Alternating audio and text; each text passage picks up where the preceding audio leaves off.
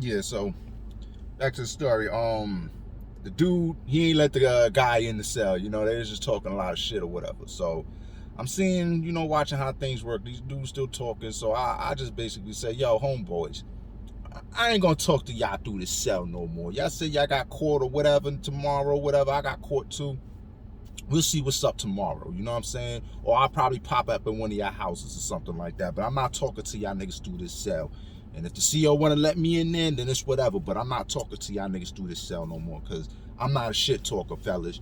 You know what I mean? So after that, you know what I mean? Niggas is like, oh, you know what I'm saying? Oh, where you from? You from the Rock, right? They're doing shit like, the Rock, the Rock. You know what I'm saying? Is making little jokes like that. So I'm like, yeah, whatever, nigga. You know what I'm saying? Whatever. And then they proceeded to ask me questions like, yo, Shoes? Shoes is a dude from my hood in Redfern or whatever, from the projects at that time. He did a little dirt and he ended up in the adolescence. So I guess he must have been running a house or something like that, because whenever people hear Far Rock, they align it with Shoes. Oh, you should go to Shoes' crib. You know what I'm saying? Oh, Shoes, you should go to his crib. You be good. You know what I'm saying? Y'all from the Rock. All you got to do is just pop off, and you know what I'm saying, they switch your house and whatever. So I'm like, damn, man, like, already y'all just want motherfuckers to just get into something. So I'm just supposed to pick somebody, beat them up, and hope that I get transferred to somebody I know house. I'm not doing all of that shit, man. Y'all crazy.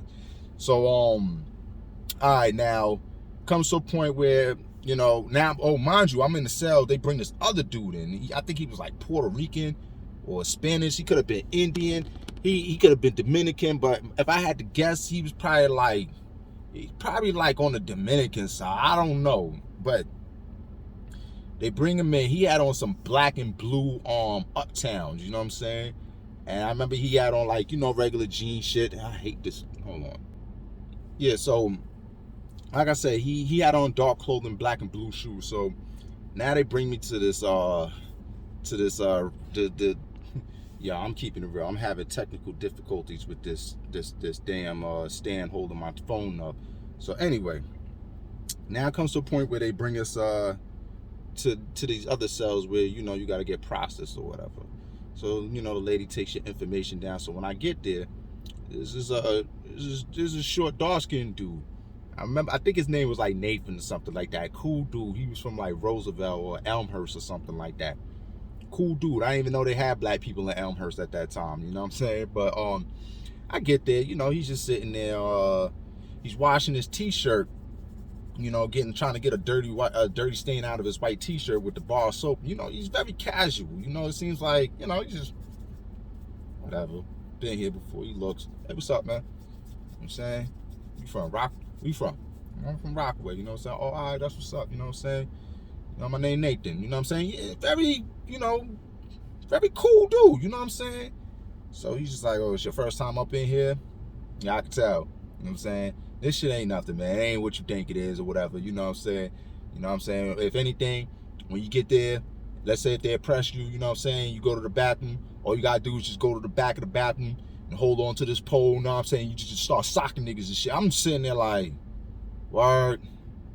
I hear you, bro. All right, well, thanks for the knowledge. So, we kicking it. He's telling me what high school he went to. I think he was there for like a little fight or something like that. He seemed like one of them dudes that this was not his first time there. But when he do come, he don't do long bids. He'll probably come there for like the most maybe 2 weeks until he see the judge, and then, probably one of them dudes that takes something to the grand jury and get up out of there. He clear the charges. One of them type of dudes, you know what I'm saying? Because he seemed very familiar. Like when he walked, people just knew who he was. So I'm like, yeah, you've been back and forth before. But he was a cool dude. So anyway, we get she's taking the information or whatever. This is basically where, they classify you. And they put you according to your house, you know what I'm saying? Depending on the crime, depending on your behavior in jail, if you been in jail previously. So anyway, I knew that I was going to the Sprungs. The Sprungs is different, it's not like it's still Rikers, but the Sprungs is like a big building, it's like a big tent. You got like 60 beds, and there's 2 sides, so it's like 60 beds on each side if I'm not mistaken. You got a north side, you got a south side. You have 3 Sprungs. I was in Sprung 3. Sprung 3, I believe, is intake. So you're gonna be in Sprung 3 for a little bit until, you know, they put you in your house. So anyway, right after that, they bring you to the infirmary. So, you know, they bring you to the infirmary so you can get your shots, check if see if you have HIV, any sicknesses. You know, they want to make sure that you're good so you could be around other inmates. So I'm in the infirmary, and it's crazy because, you know, now we get there, there's like two other dudes in there. There was some dude, funny thing, he was from Baltimore. You know, dread dude, you know what I'm saying? Real cool dude. I forgot what he was in there for, but he seemed like he was going through it. You know what I mean? House to house, all kinds of shit. But he was a cool dude, but he knows, like, yo, it's your first time, huh? He's like, yo, man, just, you know, try not to look so, you know, alert, you know what I mean? Just go with the flow, whatever, you know what I'm saying? I'm like, damn, man, like, damn, is it that obvious? You know what I'm saying? Like, y'all really must know, you know? So he's like, nah, son, you know, so he's like, yo, who you know up in here? And let me tell you something.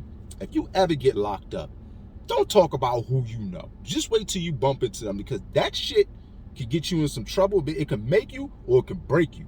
You know what I'm saying? Because you don't know what your peoples is doing in them jails. And thank God my peoples ain't have no dirt on them or nothing like that. You know what I'm saying? I just said a few names. They're like, oh, well, that's my son. Oh, all right. Yeah, he cool. You know what I'm saying? But for the most part, you could say a name and they be like, word? Oh, that's your man from town? Word? Mm-hmm. And something real bad can happen to you right there. So be careful. God forbid, if you ever go to jail or if you used to ever go to your local, don't say who you cool with unless you gang. You know what I'm saying? Unless you really don't care. You know what I'm saying? Because like I said, you don't know what's going on with these individuals. And you could just automatically land yourself into some beef just by who you know or who you associate yourself with. Sometimes you got to keep that quiet until it's time to present itself. Anyway, so we kicking it. And like I said, it's my first time, so I'm kind of like easing, because I'm like, yo, you know, I ain't getting into no real confrontations. Ain't nobody like trying to, you know, there's no pressing. It's just, you know, hey, what's your deal? What's going on? Because I'm asking questions too. You know, what the fuck you in here for? Where you from? You know what I'm saying? How long you been in here? You know what I'm saying? So it's conversation. So as I'm talking, I noticed that 3 people come in, like, you know, 3 kids, a little short, one was tall, 2 short, 1 tall. But I noticed that they all had like pee on their shirt, like they had white tees, but you could see the yellow stains. So in my mind, I'm like, oh snap, these dudes must have been just getting it popping, and they probably was getting popping in the bathroom, because you could see they had pee all over their shirt. You know what I'm saying? Like, you know, they was getting it on. So I'm like, already in my mom, like, yo, this is getting crazy. I ain't even been through nothing already. It's getting crazy, and people coming in here pissed and, you know, lumped up face, and I'm like, yo, okay, so yeah, they really get in. I don't know if they probably got sent out the house. I don't know if they was starters. I don't know what's going on. All I know is that they was getting it popping. So after all the screening, you know, they ask you, you know, they make you take an HIV test. They don't make you, but, you know, I said, fuck it, I'll take that shit, you know, whatever. And, you know, make sure, you know, you're just never sure. So, you know, took that, everything good. So now it's time to go to the house. And me and Nate, we was basically in the same house. So we end up going, and now we in the sprung, so we at the end of the hallway. Now when they walk you down this corridor is probably about, maybe, no exaggeration, real shit, it's probably like 3 city blocks. It's a long ass corridor, and you walking past all these doors. You seeing 1 main, 2 main, like these big doors, and you hear about these things. You're like, yo, that's the building I heard about, the 5 mains. You walking past, you're like, yo, this is crazy, this is real. And you get to the end and you got to walk outside to the sprungs. So it's like I said, it's like a tent. So you get to the sprungs, and some big dude, basically like big kid, you know, like, yo, that's your bed over there, you know, because I get there, it was mad late at night, everybody was sleeping. So when I get there, you know, before I even get to my bed, the CEO called like 6 names, and all I remember him saying is, it's the 1st of the month, going to the buildings, you better have that rent money.